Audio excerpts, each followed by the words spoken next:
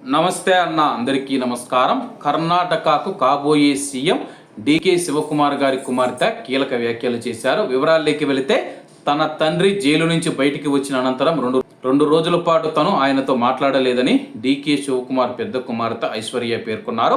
కారాగారం నుంచి బయటికి వచ్చిన అనంతరం నేరుగా ఇంటికి కాకుండా తన కోసం వేచి చూస్తూ ఉన్న కార్యకర్తలు, అభిమానులకు ధైర్యం చెప్పేందుకు వెళ్లారని గుర్తు చేసుకున్నారు.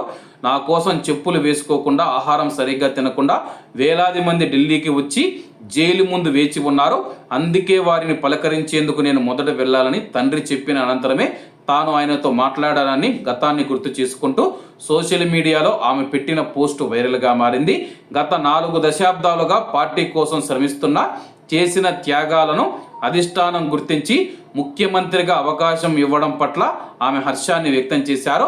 అలాగే రేపు మనం చూసుకుంటే కర్ణాటక సీఎంగా డికే శివకుమార్ గారు అయితే ప్రమాణ స్వీకారం చేయనున్నారు.